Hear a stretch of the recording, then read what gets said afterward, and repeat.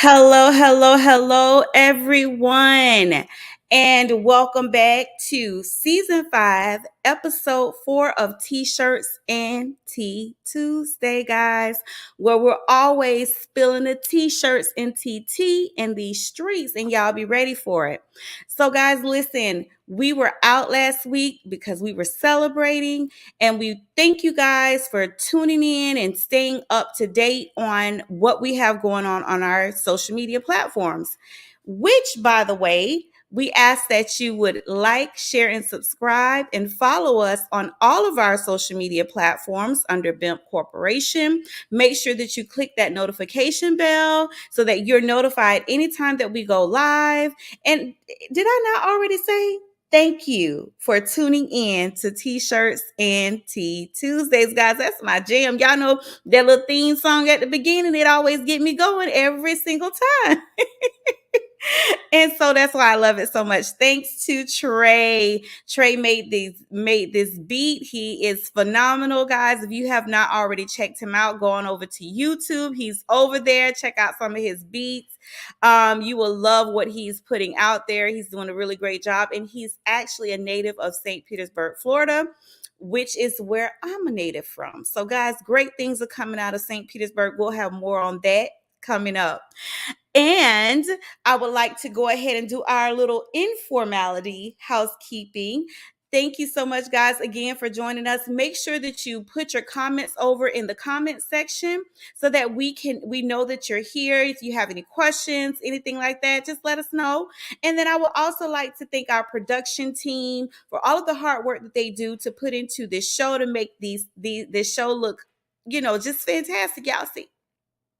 Which, by the way, I would like to thank my moi artist, my makeup artist, Miss Tyra Renee. Guys, if you would love for her to book her for any activity or event, you need some makeup, you need a good beat down, make sure you hit her up over on Instagram and on YouTube under Tyra Renee, Makeup by Tyra Renee. Additionally, listen, it's a lot going on here. And I know that you guys are busy and that you have a lot going on. But what I would like to say to you is I hope that you are having a fantastic, wonderful, inspiring week and that you have set your goals for the things that you would like to see come out of this week. Guys, listen, we have to speak what we want. We have to declare what we want by verbally communicating what it is that we're looking for our outcome to be. We have to write it down so that we notify ourselves like this is what is going to happen this week for me. These are the outcomes that I want to see be made manifest this week for me. So those are what we call short-term goals.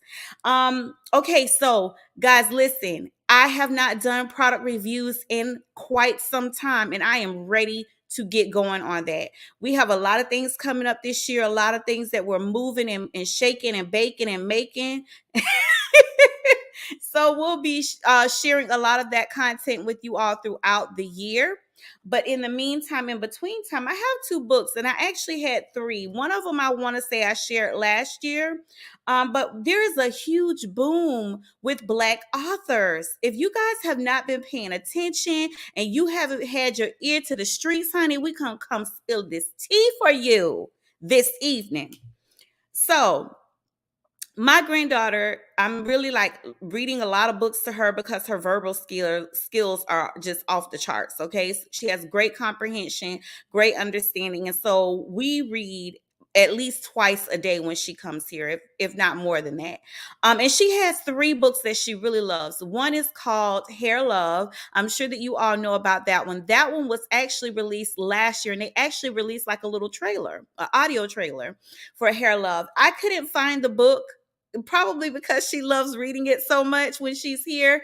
But this is the book that she requires her grandfather, her pop to read to her. And this is the book that she requires her Lala, and I'm Lala. She requires her Lala to read this to her when she is here, okay, before bed. That's a must. And she probably has memorized some of the lines. That's how much we read. So I have two other books that she loves reading as well, or she loves for us to read to her as well. One is called Dazzling Dancing Divas, and I do believe I had this book online for her last season, I want to say. It's about a little black ballerina. And she has a very big imagination. So you guys want to make sure that if you have children, grandchildren, that you read this book to your grandchildren and your children. This book is just too cute. It is too cute. I love it. Easy read, very good illustrations. The pictures are beautiful and bold and colorful. I mean, you can see that. Look at the pictures. Oh my gosh. It's so awesome because she gets to see girls that look like her, right? Beautiful. Look at that. Little ballerina. These pictures are gorgeous. So make sure that you pick up a copy. I ordered this one from Amazon. It wasn't expensive at all. It might have been $5. But it's a very good read. The author of this book is Elaine Diamond Bailey. And Miss Erica L. Wilson is the illustrator of this book. So make sure that you pick up a copy for your children, your grandchildren, niece, nephew. This is a great book. And then this book is called Plane Ride to Canada. And this book is by actually their co-authors, a father and his three children wrote this book. It's a very cute book. The author is written by Martell Holt, or Mariah Holt, Martell Holt, Malia Holt, and Martell Holt the second. Very good book. Basically, what it does is it gives every child an understanding of what to expect on a plane ride. What things happen, what processes you have to go through when you get to the airport, like going through security, having your bags checked, things like that. I mean, they really break it down to where the children understand what to expect when they go on an airplane. They talk about the turbulence on the airplane and what that means, and it's just a really good book to read. So the Dazzling Dancing Divas was already one of our granddaughter's favorite books. But Plane Ride to Canada is like her third. That's like the top third book. And we have a lot of other books by different authors, but you guys make sure that you pick up these, like literally these books are under $10. And you can purchase them on Amazon. And if you're Amazon Prime, you can get them at no cost for shipping. But they're good books. So to encourage our children in terms of reading, to increase their verbal skills and things like that, I recommend these Black authors. And keep in mind that this book right here is by the co-authors are children. So I think that that's very inspiring as well. Now, guys, we have a few guests this evening that are going to be coming forth before you today. One is a regular. He's coming and doing a segment, the GPS segment, guiding principles for success. And that's in life. That's not just in business. That's in life and everything that we do. And his name, you guys should know him. For those who are tuning in for the first time, his name is Coach Siku Obadias. You see here his book, The Hidden Secrets to Success. Listen, people, when I tell you that he brings it, honey, he coming 200%. Not 100, but 200%. He bringing us the real grit, like the stuff that we need to know and how to make changes to our lives to better ourselves. So his name is Coach Siku Obadias. And then we have another expert that's coming to give us some tea on how we can, as business owners and entrepreneurs, reduce the amount of federal income taxes that we pay as business owners, just like your Warren Buffetts and all of your billionaire business owners. He's going to give us some tips on that today. So he's in the studio. We'll be bringing him in shortly. But in the meantime, in between time, Okay, I would like to introduce Mr. DARYL Perry to you guys. He is our special guest, insurance expert of the Way of Life Group. And guys, listen, let me tell you something. He's the bomb. Okay, I had a conversation with him as well as another business owner that I invited to meet with him, and he gave us so much good information. Just in like I think we talked maybe 30 minutes, but we got a lot of good nuggets for that 30 minutes. So he is going to come in. I wanted to make sure that I brought him on the show because I want Black business owners and entrepreneurs to know that, we do well, right? When we reduce our expenses and increase the revenues that we hold on to. We profit when our profits increase and our expenses decrease. That is a win-win all the way around. So that's what we're all about, is learning how to maximize those profits, learning how to keep more money in our pockets and pay out less in expenses, as well as to the federal government legally. And he's here to give us that legal part. So in the meantime, guys, we have a trailer that we would like to release you all for our Harlem Nights with the Modern Twist 2022, which will be October 14th through the 16th, 2022. So y'all make sure that you go ahead and subscribe onto our website, put in a request for ticket sales so that when that information is released, you'll be in the know. You'll be the first one to know. Tune in real quick, and I'll be right back. It's a For Us By Us extravaganza in celebration and support of Black brands and Black business excellence. Ignite Youth Incorporated presents to you Harlem Nights with a Modern Twist 2022 extravaganza, October 14 through 16, 2022. Business owners, entrepreneurs, and executives, join us for an exclusive B2B networking brunch. Families, enjoy our kids zone. Shop Black business vendors and eat from the best food trucks at our vendor festival. Grown folk, come party with us as we dance the night away. Check out our Harlem Nights fashion show, designs by fashion designers from all around the country. Enjoy casino games, signature cocktails, good eats, and our awards ceremony at our cocktail reception. Harlem Nights 2022 extravaganza will be an event you don't want to miss. Harlem Nights with a Modern Twist 2022 extravaganza, October 14 through 16, 2022, in lovely downtown St. Petersburg, Florida. We'll see you there. To learn more, pre-register for tickets, or as a vendor, visit www.mypimp.com.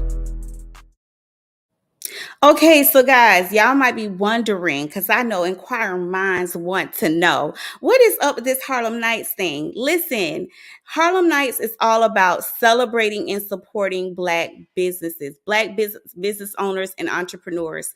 This is what Harlem Nights is all about, guys. Listen, I was listening to Hill, oh my gosh, what is his last name? He's actually a celebrity, right?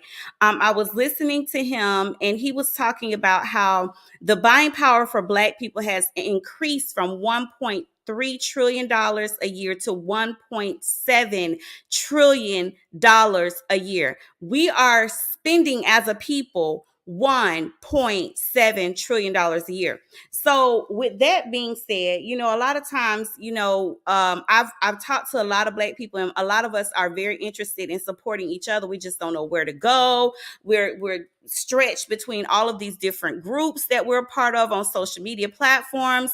And so what we wanted to do is bring Black businesses together to celebrate the excellence that a lot of our Black businesses own. Okay.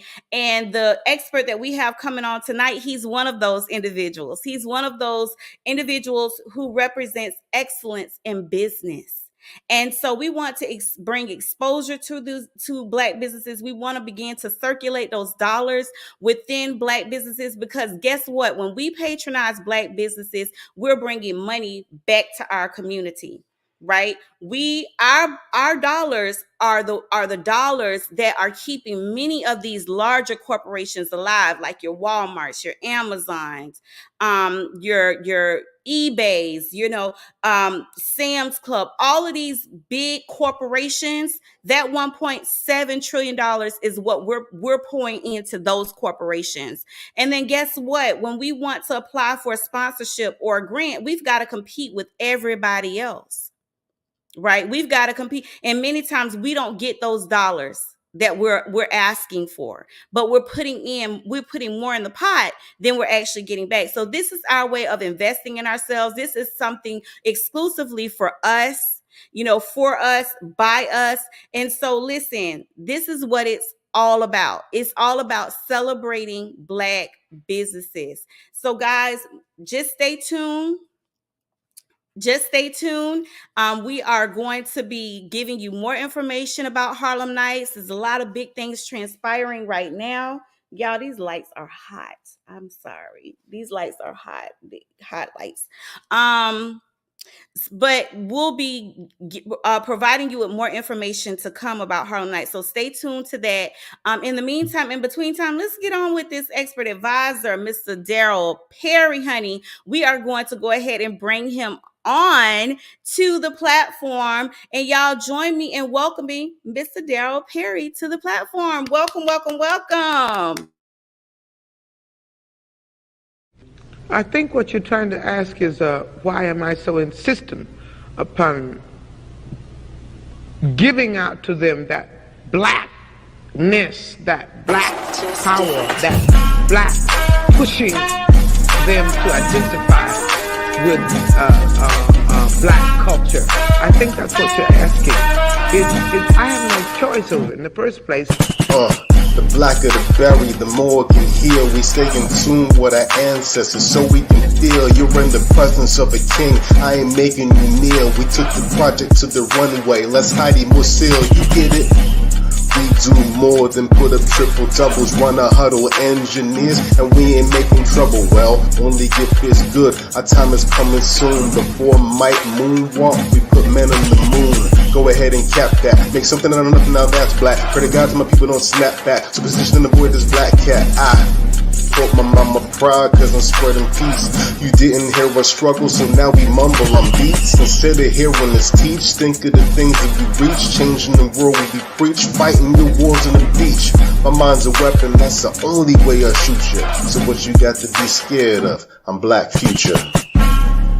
Blacker than chitlins, blacker than hip-hop, blacker than Chadwick, blacker than Frederick, blacker than Denzel, blacker than Tupac.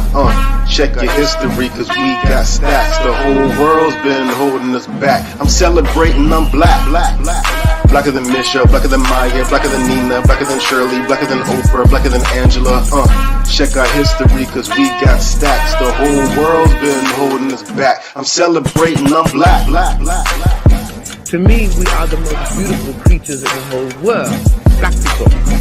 I mean that in every sense, outside and inside. And to me, we have a culture that is surpassed by no other civilization. We don't know anything about it. My job is to somehow make them curious enough, persuade them by hook or crook to get more aware of themselves and where they came from and what they are into and what is already there, just to bring it out. This is what compels me to compel them. And I will do it by whatever means necessary.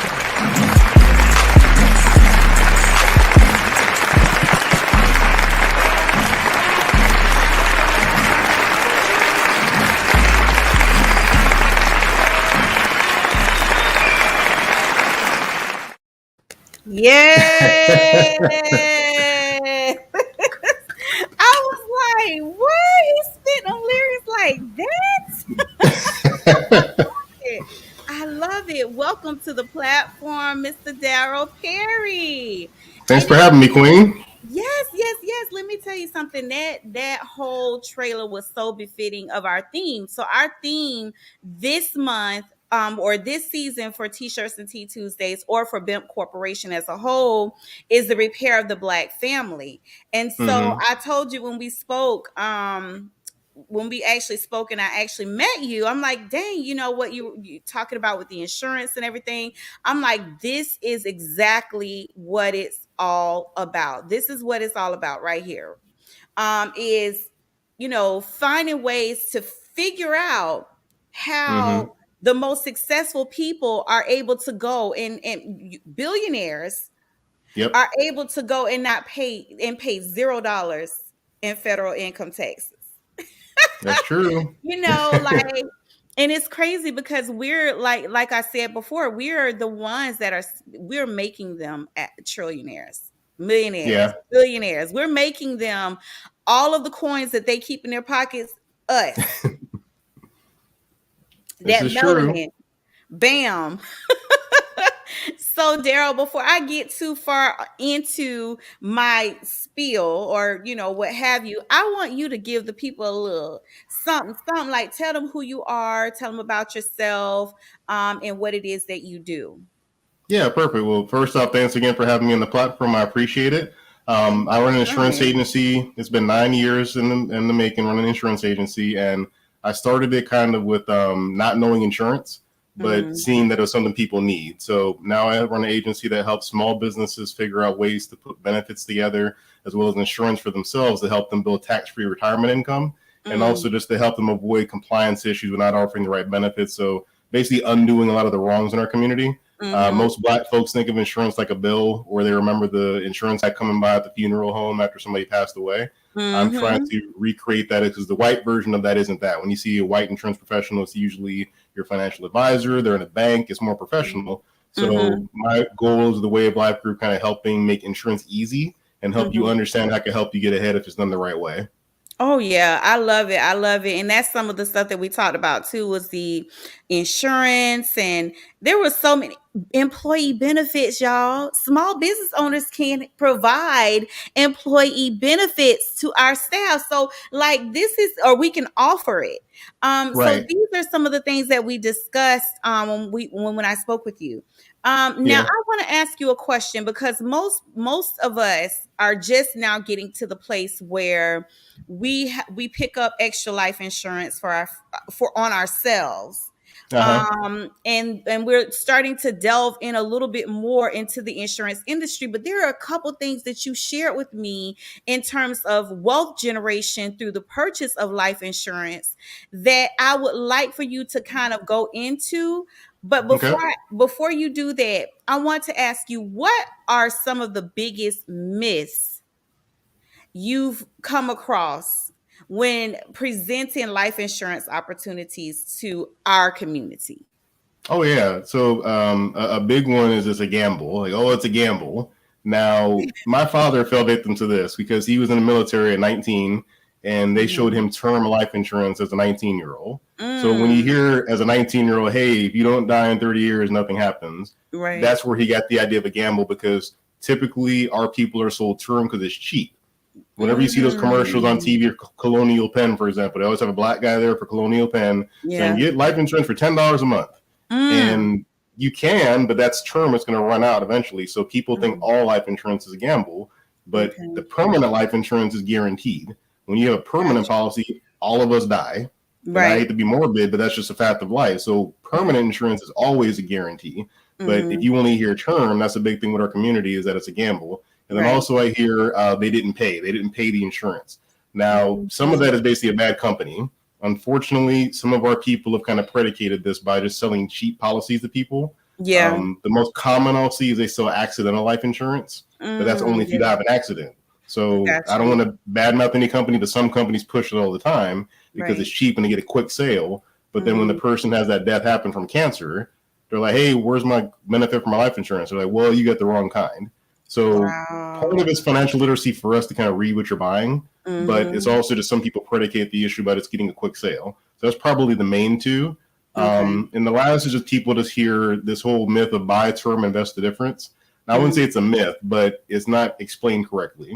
Okay. Usually you'll see Susie Orman, Dave Ramsey's, people like that saying buy term, invest the difference. When they say that, one, they work for banks. So Mm. Mhm. banks incentivize them to sell certain products. But the Mhm. idea of it was you would quote a more expensive permanent policy, And they say, okay, instead of doing that, if that costs $100 and the term costs 20, you're supposed to invest the 80 in something else like a mutual fund or a stock. Problem is, people don't do that. They just hear I save money and move on. So they're like, oh, it's 20 instead of 100? Okay, I'll just go spend the 80 on whatever I want to spend it on. Right. So it's not fully explained what you're supposed to do. But if you ever cornered one of them in the corner to say, hey, what do you do? I can guarantee you they have permanent life insurance because it always pays out and it has cash value that's tax-free. So that's a big one that we kind of hear these talking heads, which no shade on them or anything. It's just that's what they get paid to do.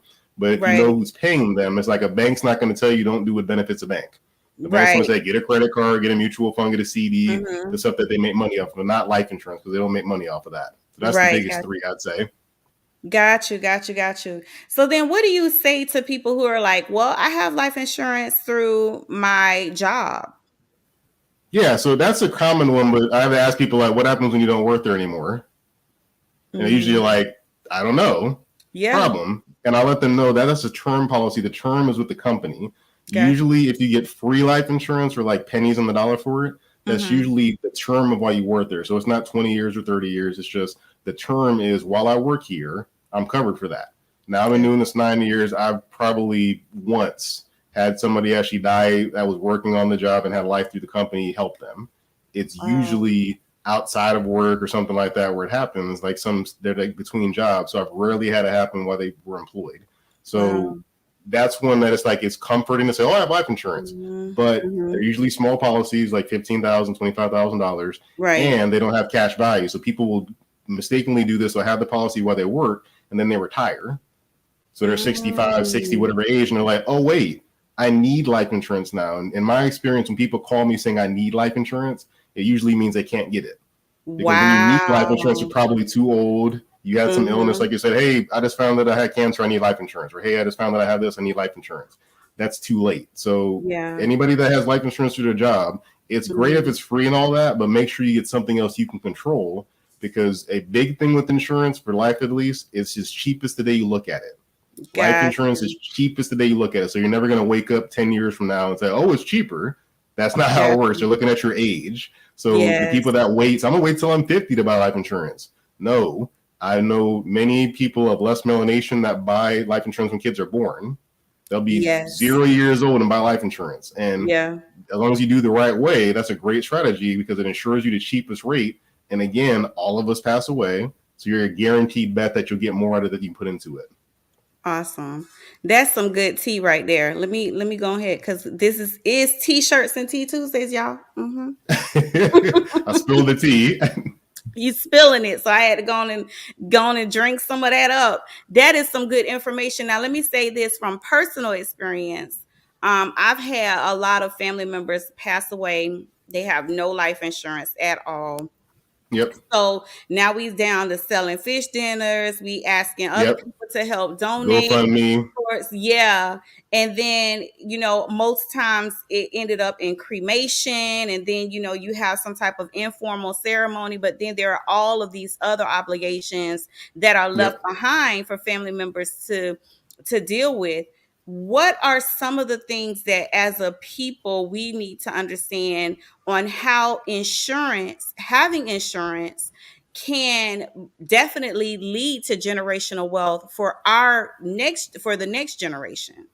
Yeah, great question. So first off, insurance is not the sexy generational wealth method. It's easy to go on Clubhouse, Instagram, something like that and see buy a multiplex. Invest in dividend paying stocks and reinvest them. And those are great strategies. But the problem is there's a barrier to entry.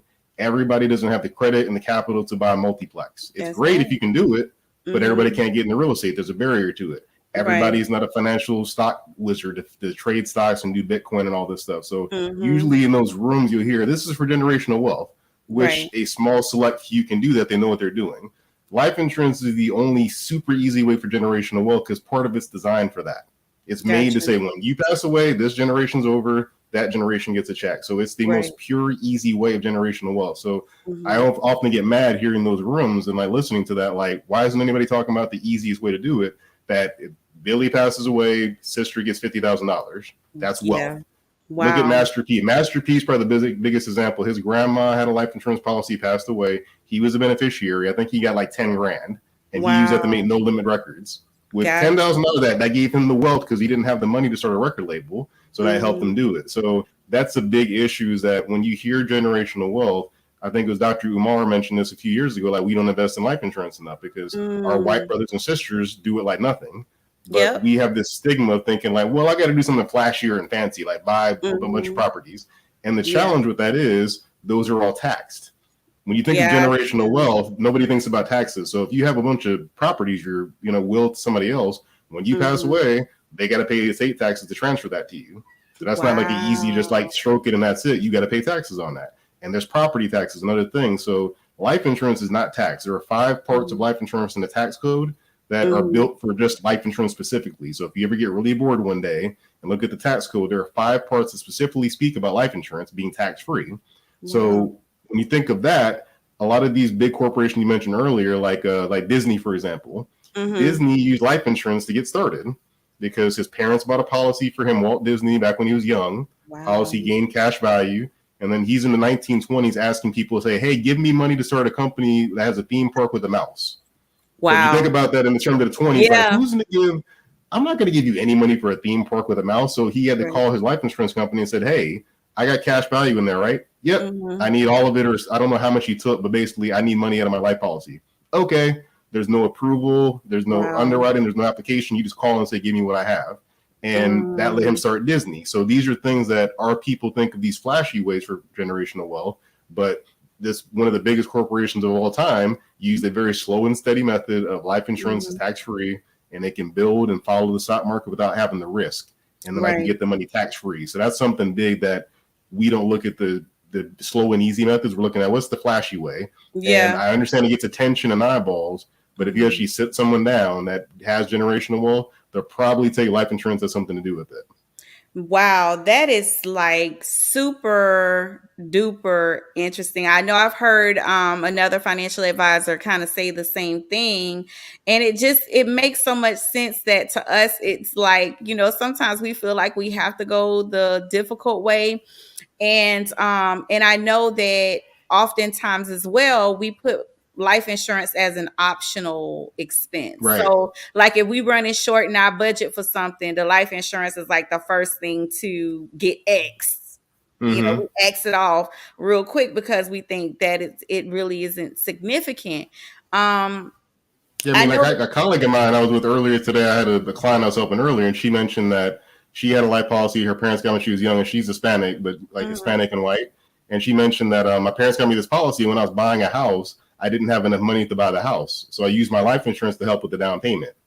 And we're talking to these Hispanic people about why they need life insurance. And they're like, really? Like, yes, it's your money. If you ever go do a FAFSA application for financial aid, it'll ask you about 401k, income, assets, property, ask you everything on there except life insurance. The only thing they don't ask you for is that, because that is not taxed. So they want the stuff that's taxed. They want the stuff that's on your financial statements to say, okay, when you apply for financial aid, we need to know all the taxable stuff. But they don't ask about life insurance. So you can use it for college or buying a house or going on a vacation, whatever you want.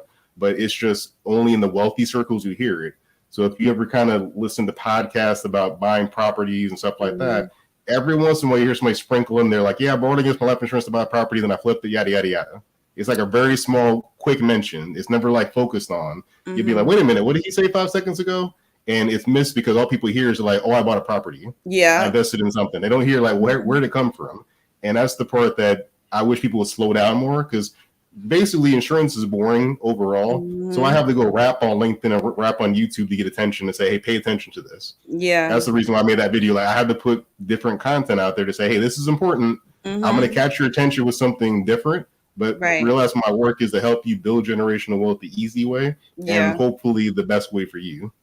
Man, this is like you said, this is like the topic that most people are like, oh, but but it's not until you have to either, bury a child, a spouse, a family, like your mother or father, and you realize the significance of what life insurance would have done for you in that instance. But now understanding it from a perspective of when you have perm life insurance, you can actually borrow against it for life issues, like things that you want to do in life, like starting a business, or like you said, Yep. purchasing a house. Like, had I known these things, my husband and myself known these things earlier, like in our 20s, we would have made a whole lot of different decisions. But the only life Right. insurance that was ever presented to us was term life insurance. So it was Yeah, and kind it's of like, easy to sell that. It takes less time. I mean, everybody here has yeah. auto insurance. So whoever your auto insurance person has probably sent you an email or called you or told you at review, hey, you want to get some life insurance? And they Right, right, always right. show you term because, for Yeah. one, they're auto insurance people. They're not really life insurance people. So they're just like, hey, what's the quick, easy sell so the boss gets off my back? But Right, got when you you. think about the word, it's life insurance. That's the problem. The branding's been bad. People think of it like death insurance all the time. Right, But it's yep. technically life insurance. It's been called that from inception when it first came out as life insurance, because permanent insurance was more the crux of it. Term was more of a thing later on, but permanent was the main thing to say, hey, when people die, which we all do, how can we help build risk and insurance into that? So permanent was the first thing. Term came later, but we always say life insurance, we think of death. So if you think of the real thing is that it's really for life. It's supposed to be for different stages of your life. So when you mentioned being in your 20s, buying it when you're young, it's the cheapest it's ever going to be. It's never going to get cheaper. So you get to kind of build on top of that. And I always explain to people that permanent life insurance is like a reverse credit card. With a credit card, if you pay the minimum, you always have debt. You never really get ahead. It just stays at that debt the whole time. But with permanent life insurance, when you pay the minimum, you have a death benefit. So if you pay extra, you start to have cash value. So they call it overfunding. So if you ever overfund the life policy, the extra amount you send them goes straight to a cash value account. It doesn't go towards death benefit. It's just straight for cash. So this is where you watch football at all? Yeah. My husband is a football fan. Okay, so in college football, the coach of Michigan or University of Michigan, Jim Harbaugh, he asked for permanent life insurance for his retirement package. So now the only reason we know this because it's a public college. If it was a private institution, we wouldn't know it, but it's a public college. So he asked, say, hey, I don't want a 401k. So shocker for that. People are like, you didn't want a 401k, you want a match? No, he asked for permanent life insurance. He gets $14 million over 7 years while he's coaching the team in permanent life insurance that he can take with him when he leaves. So that $14 million is very overfunding the policy. Nobody's life insurance costs $14 million over 7 years. Nobody costs $2 million a year. So that extra is funding his cash value. So when he leaves coaching, he's going to have a hefty nest egg that's tax-free, that when he passes away, his kids will get it. Or when he's living, hey, you know what? Let's go to Hawaii for a month. Okay, I'm going to use my life insurance to pay for it. And you can do that whenever you want to. Dang, man. We've been hoodwinked, bamboozled. I don't even know if it's hoodwinked. I think it's like a game we didn't know the rules for. Yeah, I'm a big fan of. Yeah, I'm a big fan of Wu-Tang. If you've seen that Wu-Tang show, The American Saga, there's an episode where Divine says, like, hey, the law system is written for people like us to not understand it. Right. So it's written for like lawyers to understand it. So insurance is almost the same thing. Insurance is written for like insurance people to understand. But the average person, I literally was, before I got working with my agency, my wife would send benefits to me. So she said, hey, it's open enrollment. Tell us what to get. Now I had no clue what I was doing. I would just log into a website and see what's the cheapest, because nobody sat down with me to give me the education. They're like, hey, it's open enrollment. Check the boxes and make sure you're done. Right. Then I remember seeing cancer insurance as an option. And I'm like, well, neither one of us has cancer, so we don't need that. That's what I thought it was. I thought it was if you had cancer, you get cancer insurance. Yeah. And then later on, I found out like, oh, it's if you get cancer, it'll pay for chemo and days in the hospital and surgery. And I'm like, man, I wish my aunt would have had that when she died in 2010, because she had cancer and chose chemo with the kids. Wow. Most Black mothers would say, I'm gonna choose my kids, because they're like, I gotta take care of my kids, but she didn't have a choice of even choosing chemo because she didn't have the money for it. So that's where that education, I think, is our biggest issue, is that we hear about these other things like buy property, get stocks, and all these things, get crypto, but not like, life insurance has been around since back when boats brought stuff to this country.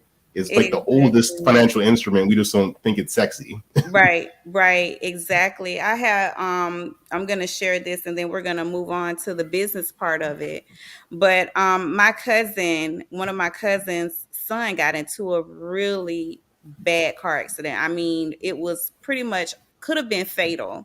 I mean, he was unconscious for quite a few months. Oh man. And so when he came to, he had to do physical therapy and things like that. And so of course, when you deal with something as tragic as that, she nor her husband left their son's bedside. It was like that, right? And so one of the things that they asked for from the family when people when people wanted to know, well, what can we do to help? One of the things that they asked for was like, hey, we need somebody to, pay life insurance for us for this month. Somebody else can do it for that month. But that was like at the top of her list of requests, like right along with rent. Like it literally, it was above rent. I'm gonna say that it was above rent. It was like the number one thing that she requested. And there was some of our family members like, what, life insurance, like, that kind of thing, but not really looking at what she was dealing with at that moment in time, how that was important to her situation, and more, and she was one of those individuals that got life insurance for her children when they were babies, like first newborns. Yeah, smart. And then she was probably thinking, he's bedridden, so if I'm gone, there's no chance for him. So that was a smart mom decision. But like you said, most of us think, oh, it's the life insurance, I'm healthy, I don't need that. And the thing people always tell me, something, I'm not planning on dying. It's the dumbest thing to say, but it's like, who's planning on dying? Like, I didn't come here to tell you to buy something because you're dying next week. I'm just saying it's gonna happen. And I had to come to terms with that, because one of my first claims was I started in 2013, and I had my first claim 9 months later. I had a daycare I worked with. The owner had a son that worked for her. He was 19, I believe. And she's like, hey, he's engaged to get married. So I want to buy a life policy for him just so she doesn't have to worry about that as a new wife. Because she thought, she always had life insurance to say, hey, I want my kids to have it because it's just a good thing to have. So I think I just asked her, like, hey, do you want life insurance? No fancy sales pitch, no slick line. It was just, hey, do you want life insurance? And then bought the policy for him. And then 9 months later, he got shot. Wrong place, wrong time. Really good kid. He worked at a daycare, so he wasn't like gang banging or anything crazy. He was just hanging out with his friends at a party. Something popped up, and he unfortunately was on first 48. It was like one of those situations that was on TV with A&E. And she got paid the full claim, but it was like that one question changed her situation. Because I always think about that, like this one question I asked somebody can make a difference in their life, positive or negative. So if they listen to the question, not in the push, you would be like, hey, if you pass away, how would your family take care of the legacy, or how would they take care of things? A question like that makes you think, like, I never thought about that. Well, now that I said it, tell me what your thought process is. And when they don't have an answer, I'm like, well, we should probably do something for this, because unfortunately, if you don't do something, you're going to remember this conversation. Whenever something comes up with somebody else, you're going to remember, like, yeah, that guy asked me one time, how would I take care of it? And I didn't have an answer. So my goal is to help you have an answer before it comes up.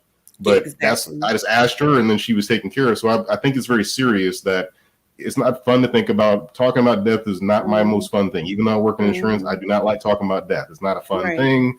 I'm a very optimistic, upbeat person, so that's the last thing I want to talk about. But on the other side of that is, like, if I don't talk about it and I'm gone, like, what happens to the kids? Are they going to have a bad life? So it's not fun, but we need to have these conversations, especially in our community, because GoFundMe is not a thing.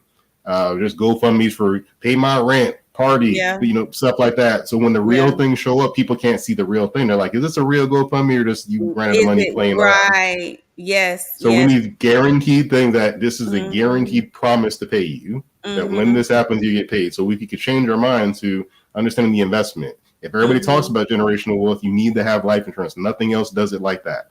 I love property and all that, but the only thing that is really designed in the financial system is life insurance. It's not an IRA, it's not a 401k, it's not stocks. None of that stuff is past tax-free. This is the only one. So if you narrow that down to cut the clutter down, that's the only one, people can kind of say, you know what, they're right, that's what it is. But just look around. I work with 200 different carriers just to be transparent. So I never just say, this is your only option. I'll send you more than you want to see. Whatever you want to see, I'll give you all of them. You want to see all of this, 200. So I want to make it simple, though. But I tell people that just to be honest, like, hey, I'm not a one-trick pony. I'm not the Allstate guy that all I have is Allstate. It's whatever you need, because everybody's different. If you have mental health issues, diabetic, cancer, there's all different kinds of people. So that's why I offer options that make sure they fit. I love that. So let me ask you a question for a viewer that's watching and say they're like 40, in their mid 40s, early 50s, and they say, you know what, I've never had life insurance. I'm in good health. I want to try to get some perm life insurance. I know that you can't give a specific dollar amount, but what would you see?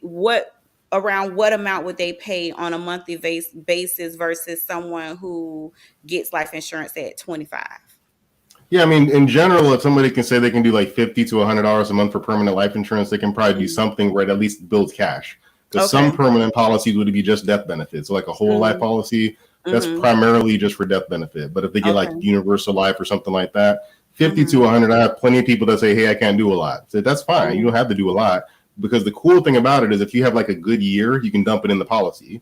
So this is where tax season I get upset, because in tax season, all you hear on the radio and stuff is buy a new pair of rims, get that new radio system, buy a PlayStation 5. Good tea, good tea. That stuff doesn't last. So if you say, hey, I'm not making a lot of money, but I get a tax refund every year, well, hey, dump half of it into your life insurance. At least that's better than buying a game system. Nothing's wrong with playing games, but when you think about what you're looking at, if you're an adult, like you're an adult, you have kids, think about this. And plus it's for you. Best case scenario, kids are good, but you say, you know what, I want to retire early. You can use your life insurance for that. So, you know, I want to go on a trip. You can use your life insurance for that. So if you understand it's life, not death insurance, that's one thing to help people understand is you can do what you want. Even if you say only like $50 now, you can always add to it in the future because you're running the bank. It's your own personal bank. So you can say, I want to dump more into it. Okay, they're not going to tell you. I promise you, no life insurance company will say, please don't send us extra money. Right. They're not going to say that. Exactly. All right. So this is a really, really good information. I hope that our viewers as individuals that you all have taken notes, guys, that you see that his website is www.thewayoflifegroup.com. You can also schedule an appointment with him. We have his Calendly below. So make sure you take a screenshot of it. I know y'all, if you're watching on your phone, take a screenshot so that you can go back later to schedule a consultation with him. Now it's time to get down into the business part of our conversation. Okay. But we're going to get into that right after this quick commercial. We'll be right back.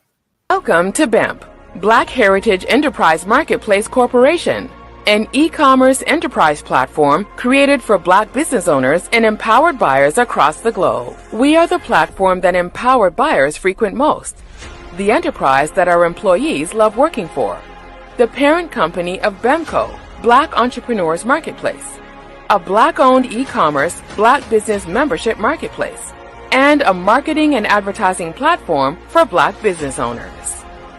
We provide a variety of features such as a Black business directory for both state and national searches and targeted product and service searches. Black business owners, advertise and market your brand to the most important consumers on earth with BEMP. Black business owners, join BEMP today. BEMP Corporation. Okay, so welcome back, everyone, to T-Shirts and Tea Tuesdays, honey, where we bring you all of the good tea concerning business and life. Okay, so tonight we have, this evening on T-Shirts and Tea Tuesdays, we have our expert guest advisor, Mr. DARYL Perry. He is our expert for this evening. He's going to share with us how, as business owners, we can maximize our profits by reducing the amount of federal income taxes we pay. And so, guys, listen, you want to be a part of this conversation. We've already, if you've missed it for the individual side of insurance, make sure you go back this evening and check out this show, this tonight's episode, to learn about the individual side.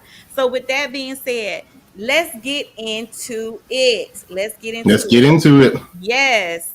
Let us know, because we want to know what was Warren Buffett doing that he can pay $0 in income tax returns.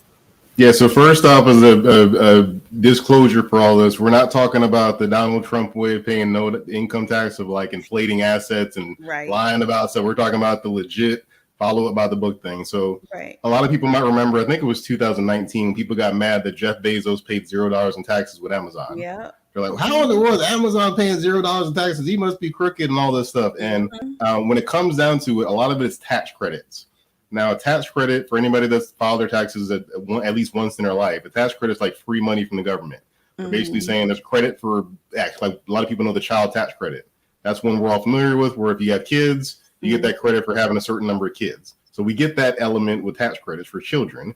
There's one that's been around since 1996 called the Work Opportunity Tax Credit. WOTC, but Work Opportunity Tax Credit.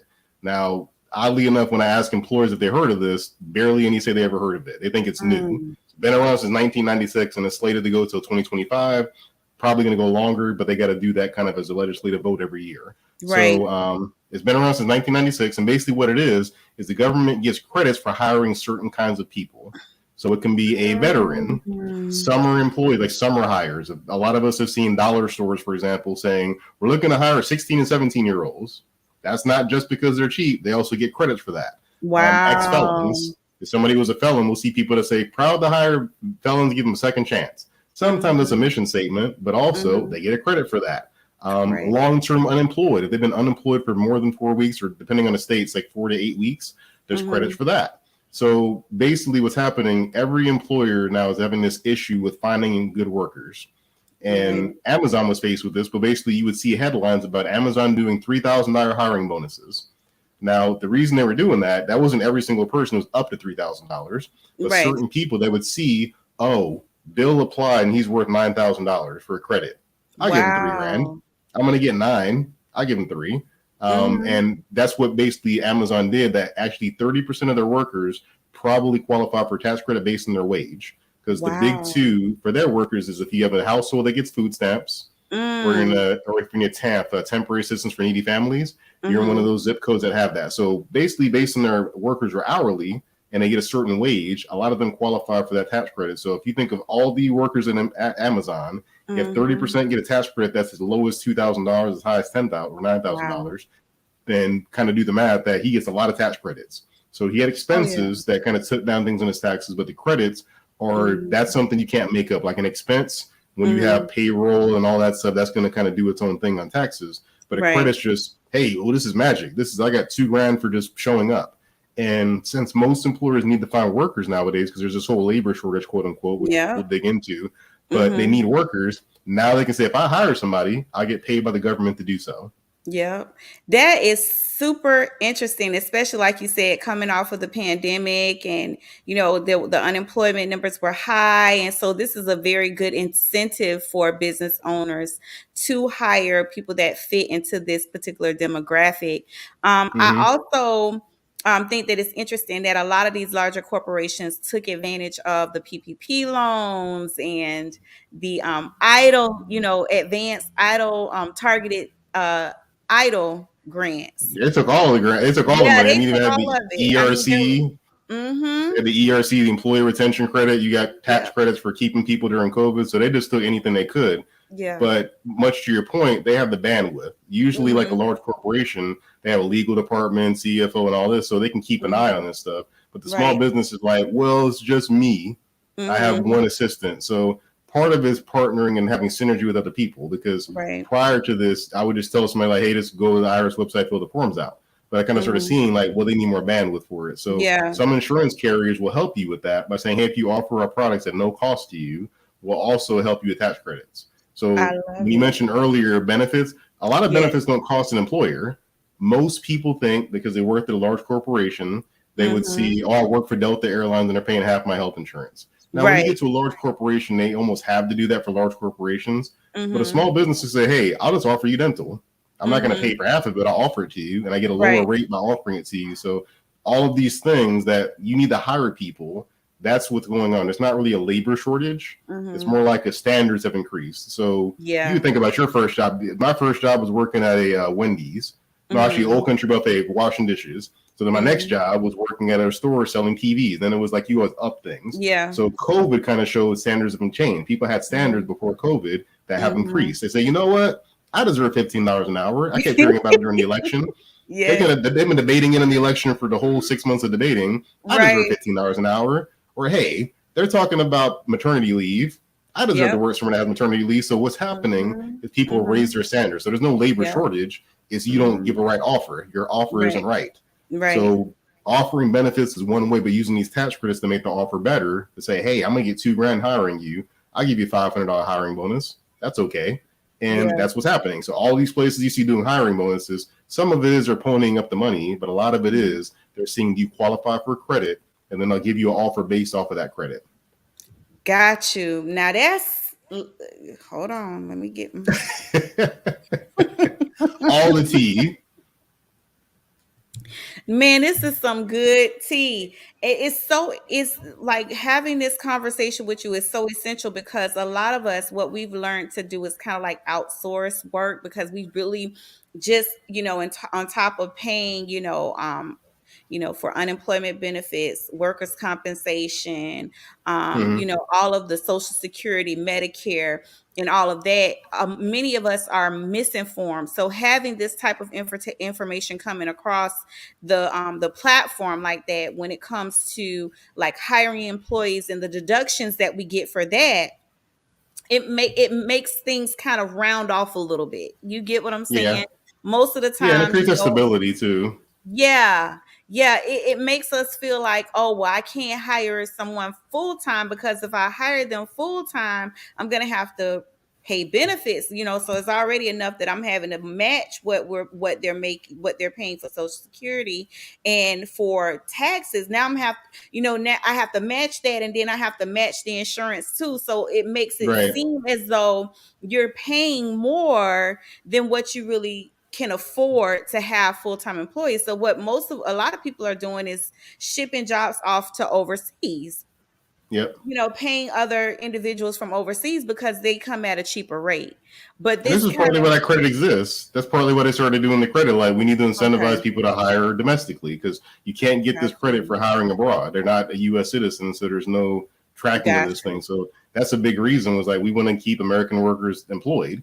right. And the credit's given to the first person that gets it. So basically, not as many credits go out as you would think you're giving out, because majority of businesses are small businesses. There's only one Walmart, one Target. There's only like a handful of large corporations. So since 90% of businesses are under 100 people, a lot of these credits are missed. They're just not even, they're just stepping over it like, it's not a thing, because they don't know what it is. But if they understood, you could have got a bunch of money over the years as you have 5 W-2 employees or whatever you have. You could have got a bunch of money when you rehire people, like you lost someone and found a new person. You can get paid for that. So these are things that, again, like the life insurance conversation, we just don't have this information, and it's out there. Everything I'm saying, you can Google. If you ever heard of Google, everything I just said, you can find online. So if you look up work opportunity tax credit or WOTC, you will see articles about Amazon using it. You'll see Walmart articles, Costco. You'll see it in the news section of Google. But then if you just look it up, the IRS webpage pops up and says, this is how you do it. And the biggest reason is bandwidth. The reason is like, I got to fill out a form at a certain time and I got to screen people. Most business owners' job is to make decisions. They get paid to make decisions. So they don't have time to go through. I'm not going to screen every single person and go through all this and fill out this form. I don't have time for that. So they don't want to pay someone else to do it. So they just kind of move on to it. So what I'm saying is certain insurance carriers will do that for you. They'll help you screen the people to see if they qualify for credit, and they'll help you with the process for filling out paperwork. So it's not a sexy thing, but when the results happen, Jeff Bezos paid $0 in taxes. The hard part was doing the infrastructure to do it. But when you see the headline of like, he didn't pay $0 in taxes, or wait a minute, that's what we pay attention to, not actually the creation of that process. Wow, this is such good tea. So in addition to having an accountant, a financial advisor, we need to have an insurance expert, somebody like yourself on the team, just so that we can make sure that we make the best decisions possible for our business. And really, that's what business ownership is all about. It's about, like I said, decreasing those expenses, increasing those revenues, and then your net profit should be fatter if you do those things. And so it's just about being strategic and surrounding ourselves by people that know the information that we need to make ourselves profitable. So that's the part that comes in as it pertains to you, because I had never heard that before. Oh yeah, plenty. I talk to Black folks about that a lot, and they rarely, in all different ages. So they'll be 50, 20, 60, all different ages. Like, I never heard about that. And that's my kind of mission, is just sharing the information, because if you know better, you can do better. Exactly. And these are just things I didn't know when I was younger. I wish I would have known when I was a kid, because all these things you've seen Titans at Disney, McDonald's got sort of a life insurance too. If you watch that movie with Kevin Costner, when he bought it from the McDonald's brothers, he could buy a McDonald's, but he couldn't pay payroll. So he used his life insurance to pay for it. He borrowed against his life insurance. J.C. Penney's, they're about to go bankrupt, and they say, you know what, let's borrow against his life insurance. So A lot of these companies that we see now that are mega companies, something happened. Spanx, I think Spanx was another one. Spanx used life insurance. So there's so many companies that have used this strategy, but we skip over that part. Yes. You look at the Elon Musk and all this great creative energy and all this stuff. We don't look at like, well, what's the guts behind that? That's the flash and pizzazz, but like what financially did that? So if you just pay attention to it, there's a lot of resources out there, but just have an insurance person, because most times most people's insurance agent is their auto insurance person or their financial advisor. And like I don't do investment advice. So it would be bad to ask me about stocks. I play in the stock market, but I wouldn't be the best person. So same thing like a financial advisor. They know stocks and investments, but they don't know life insurance. So all the time I have owners say, well, can I talk to you about this? Because I got life insurance, but my person never told me this. So just ask. Just ask and you shall receive. There's plenty of information out there about it. You can nerd out on it if you want to, but my job is to make it fun and easy and what you need. So a lot of times I'm educating on options for business owners. I'm not saying what they did is bad, because I don't want to keep people thinking they got switched because they talked to me. I'll say, hey, that plan's good. If you got something good, I'll tell you it's good. If it's not good, I'll say, well, that was good at the time, but you're older or something changed in your business. Yeah, just kind of change things. So I appreciate you giving some highlight to this. Yeah, it's important. Like I tell people all the time, while I might be able to, bake a cookie, baking a cookie is not my area of expertise, right? I'm not going to try to do that for a living because I know that's not my area of expertise. I stick with what I'm great at. And then I bring in people around me when I have a goal that I need to accomplish, or if I'm trying to, like I said, grow a brand. You want to bring in people that have the expertise and the skill sets to do what's needed in your business to help your brand to grow. So this is one of those things. We want to be able to make sure that when we're hiring employees in the US, that we understand what employees are looking for and that we can meet those standards. Like you said, the standards have gone up. And so we want to be able to compete in the market. And so having someone like yourself who's saying, hey, these are the trends. This is what we see moving right now. These are some of the new tax benefits that you would have as an employer, so that we can now continue to grow our employee stick with our employee expectations, if not exceed them. So this is really, really good information. I love the fact that you are bringing this forth. Is there anything else that you would like for business owners and entrepreneurs to know down when we're traveling down this vein? Just I guess the last thing to understand, you can have similar benefits to a Fortune 100 company as a solopreneur. It is not as insurmountable as you think it is. So people that left corporate are often kind of scared. So like, I'm scared to leave corporate. So it's not super difficult to create similar options. I understand they're helping pay for some of your benefits, but you can have similar classes to what your Fortune 100 companies have. So don't be scared, just ask. Just find out what's available, and you can always build on that. I love it. I love it, DARYL. And you guys can find DARYL on LinkedIn under DARYL Perry. He's right there on LinkedIn. You can contact him. His phone number, all of the information that you would need if you just say like, wait, I don't want to, do anything online. I would prefer to actually talk to him. He has his phone number listed there. All of his emails are listed on there. You want to make sure you go over there and follow him. He has a really good following, guys. So that means that something that he's doing is working. People are recognizing him and they see the asset and the benefit in being connected. So make sure that you guys go over to LinkedIn and follow him there. What is the most important lesson you've learned over your career? Consistency. I say consistency. A lot of business, it's monotonous stuff you got to do over and over again. And that's also not flashy and attractive. But that's what wins. I mean, when I began my agency, I didn't have a book of business. I didn't know anybody. So I just kept cold calling people consistently. And I started with Aflac was the first start of my agency. I was number one in the state with half the year, the number two in the company for new accounts, all from cold calling on the phone. And I would just every day, I would say, I'm going to not leave until I get 2 appointments. That's kind of my daily mantra. And I just did it every single day. So consistency will help make you rid of anything, especially business. Oh, I love it. I love it. I love it. And my last question to you before we leave for today, tell us about the bow ties, because that's a part of you branding yourself. Yeah, so basically, and the add-on to that cold call story, people wouldn't see me. So I was calling them on the phone, and then I would always wear a bow tie. Is kind of a thing my wife got me to wearing bow ties. So I would always tell people when I hang up the phone, say, "Hey, how will I know who you are?" So I'll be the guy at the bow tie sitting at the front. I love it. My mentor kept hearing me say that, like, the guy at the bow tie, I like that. And I was like, I never thought about that as a branding thing. And then I just show up with it all the time. And then actually a follower called me the notorious BTG for bow tie guy. Like, I didn't make that up as a follower. And I'm rapping on LinkedIn and stuff like that. She's like, "Oh, the notorious BTG in the house." I'm like, "Oh, that sounds cool." Yes. So some of it's accidental, but that was the main thing, was just me telling people when I meet them, I'll be the guy at the bow tie. And they wouldn't even know my name. They just say, "Yeah, some guy at the bow tie does my insurance." I'm fine with that. Okay. I love it. So y'all make sure y'all hook up with the notorious BTG, honey. Get this tea. And make sure that you are doing what you need to do to grow your brand. I love the advice that he gave in terms of consistency as a business owner, setting those small goals, even though they don't seem like big goals. Setting those small goals to set yourself up for success is so important. Let's see. Do you have any last comments? Let the people know if there are additional ways that they can find you. No, I mean, LinkedIn's definitely a good place for me. There's about 28,000 followers there, so that's definitely a place you'll find me.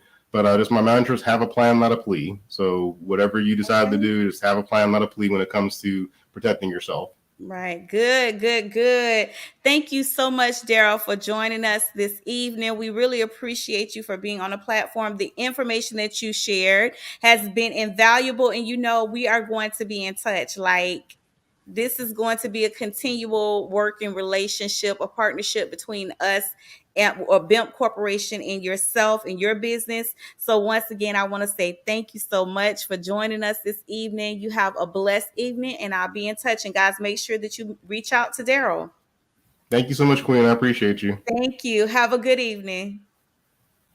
It's a For Us By Us extravaganza in celebration and support of Black brands and Black business excellence. Ignite Youth Incorporated presents to you Harlem Nights with a Modern Twist 2022 extravaganza, October 14 through 16, 2022.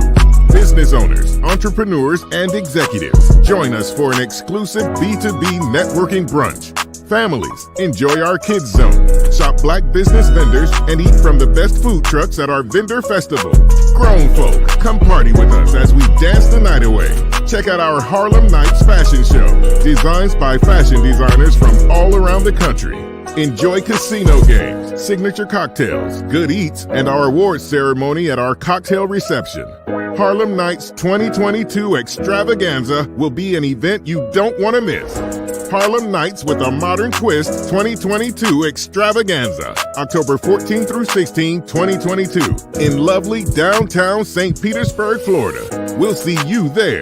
To learn more, pre-register for tickets, or as a vendor, visit www.mybimp.com. All right, guys. So I hope that you all enjoyed our expert advisor segment of the show. I hope that you took plenty of notes and that you have some good stuff to go on, and that you book your consultation with Mr. DARYL Perry. Now we've come to the point in the show where we need to make sure that our GPS is on point. We got to make sure that we're heading in the right direction today with Coach Siku Obadias. He is here once again to share his guiding principles for success with us. I hope that you all have your notebooks and pens handy. My producer just took my notebook, so I'm gonna get it back when we bring Coach back onto our platform. And now we want to welcome to the show Coach Siku Obadias. How you doing, Coach? Welcome. Hello again. Good afternoon and good evening and good day, depending on where you are in the universe. Yes, Coach. Again. We missed you last week, but I am so glad that you are here this evening with us. We want to get this tea for the guiding principles for success from you tonight. Are you ready? Yes, I am. All right. Let's go. The floor is yours, Coach. Great. Well, before I get started into my own presentation tonight in the guiding principles for success, I just want to make a comment on your last guest. As a personal financial analyst myself, I do understand what he's saying. Unfortunately, where we are, it's not a lack of information is our issue. Our issue is not a lack of resources. Anything that you want to find out is on the internet or in the library. If you need information, information is available. Life insurance is one of those products that is not bought. It has to be sold. So you have to really, because the way we think, we don't think about financial planning and about wealth and wealth conservation and wealth transfer. That's not a topic in our universe. And because it's not a topic in our universe, it all comes back from who we are, what our mindset is. Because if I don't love myself enough, well, let me reverse that. If I love myself enough, I would want the absolute best for myself in every aspect of my life, if I love myself. And because of the love I have for myself, I would relate that same love to others, to my children, to my family. And because of the love I have for myself, my children, my community, and my family, I would then want to research information that would benefit me, my children, and my generation. Gotcha. And if I don't love myself, the self-hate that I have internally, not something that I deliberately do because of conditional programming, I don't have inside what it takes to be able to think externally about anything that could benefit me as a human being, let alone my family. So the last thing on our plate is about taking care of my kids or my grandkids. We're not even taking care of ourselves. We're not taking care of our health. We're not taking care of our finances. We're not even taking care of ourselves. It all comes from programming. So these sessions that I'm doing, it is the reason why I do what I do. I really want to help people to get a chance to reach within. Because if we can reach within and remove some of those baggages and fix the things that are affecting us, we will develop sufficient self-love that we can then get into financial planning. Financial planning and all those things is not an individual stuff, because most times financial planning is about age 65 and after, and more importantly, for the next generation. We don't think that. That's not even in our psyche. It's not in our mindset. And because of that, it's difficult to talk life insurance, even though life insurance is the foundation of every financial plan. We don't need to get into that. And for most of us, when we start taking life insurance, we believe if I start to talk about wills and estate planning, it means that I'm going to be thinking about my death. Not really, but lastly, last point on that. Within the Jewish community, it's almost mandatory.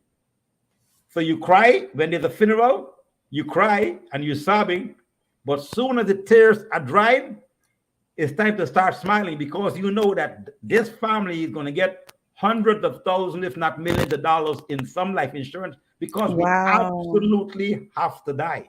So if I know that I absolutely have to die, instead of spending all this tax money we getting on sneakers and all kind of stuff, I can take a very small part of that and ensure that the next generation is taken care of. But we don't think that way. Wow, that is good. Principle for success. This guiding principle for success really is about exposing us and exposing our people to things that we can maybe think a little bit differently, inspire, motivate, that we can take the proper actions to take care of loving ourselves individually and loving our community, and collectively we can do things to make the change that is necessary to remove us from the bondage that kept us where we are for all of these years. And if we don't, it's going to continue.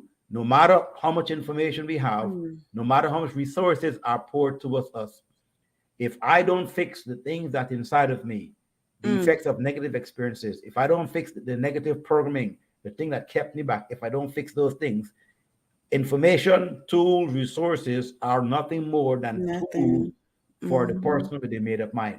So tonight, I'm going to start a 3 parts on communication.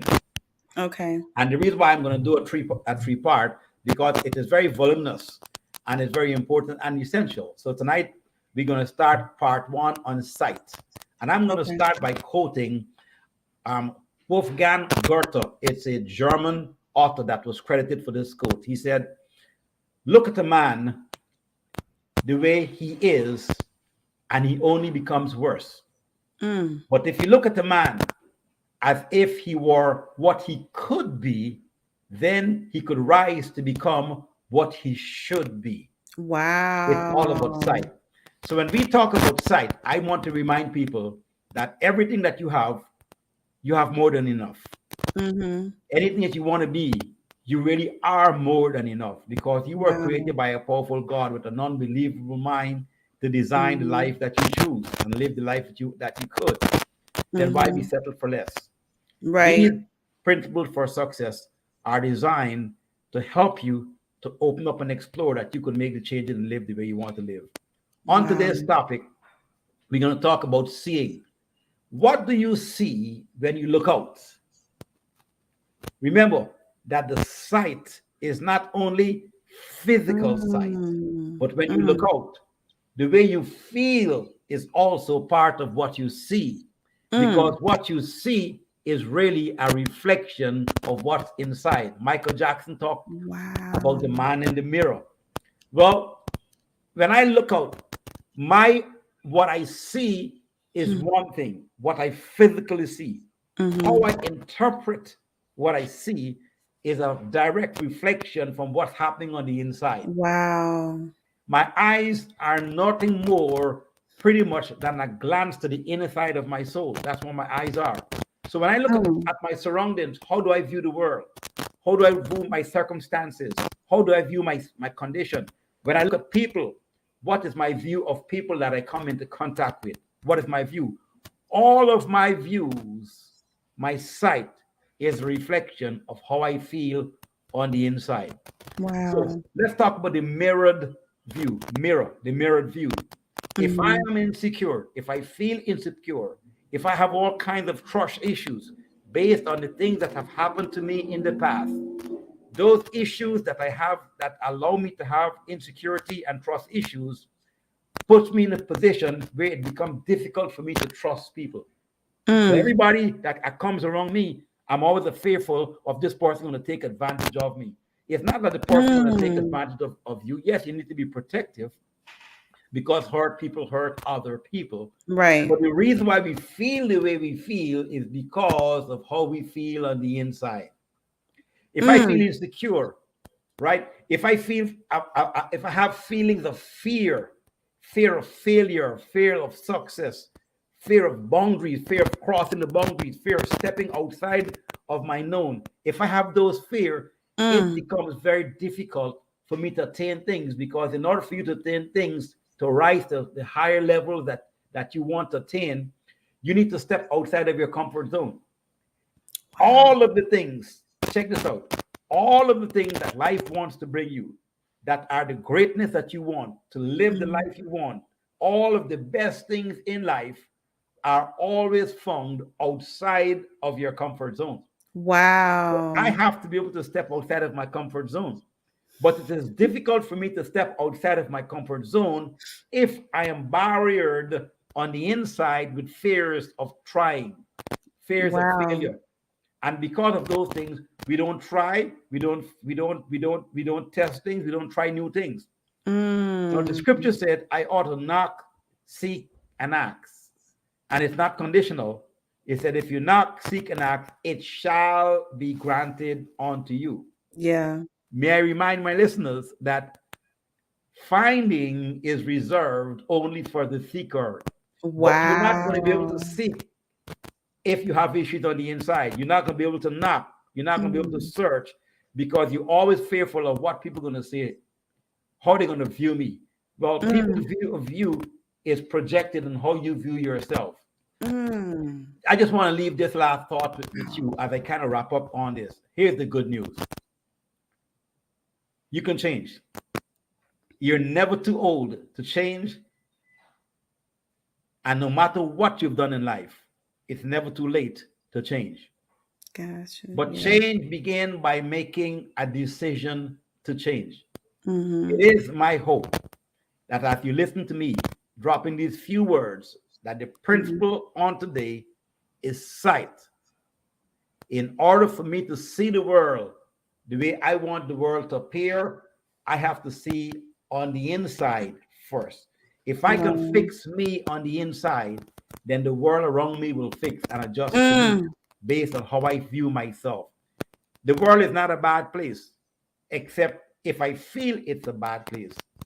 Lastly, we don't have sufficient information to be a skeptic or to be pessimist. We don't. We don't know enough. Therefore, we need to look at the world as though the world is wonderful. Look at the world as though the world is bountiful.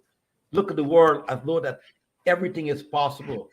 But those things are only going to be possible if I feel that things are possible for me on the inside. I love myself. I deserve it. It all comes back down to that. So these principles that I bring you are based on things that were created from the tools that I prepared for you. All of the things that you need to help yourself, all of the tools for success can be found on successtoolstore.com. If you go to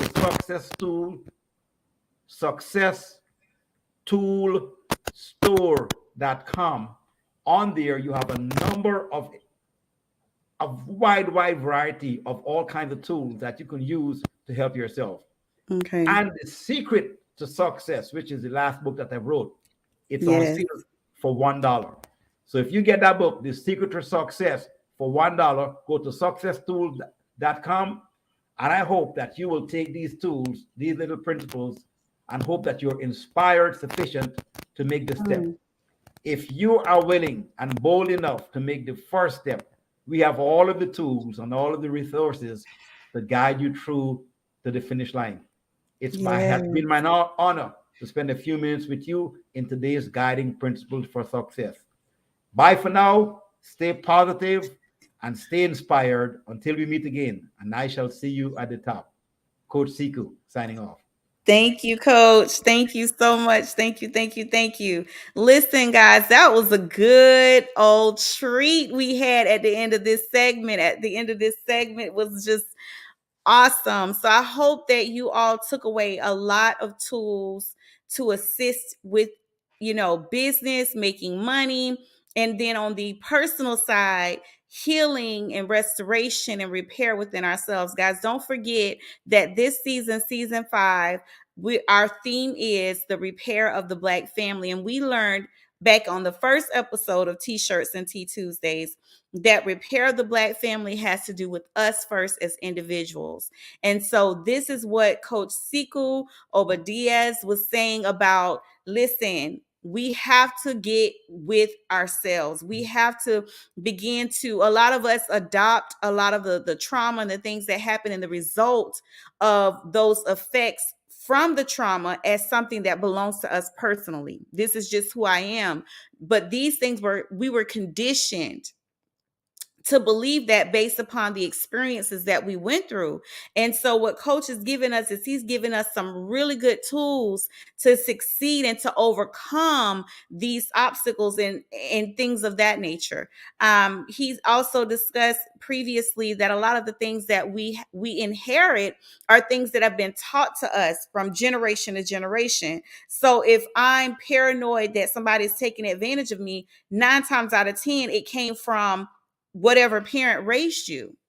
And then we think that those are generational curses because they've come down the bloodline over time. But those are things that have been taught to us. And it's not to dishonor the parent, the grandparent, the uncle or the aunt, who raised us, because they do the best that they can. But what we should do with each generation is get better and better. And so these are the things that we want to bring up and out so that we can soar with wings as eagles, that we can get to the heights that we are supposed to go to.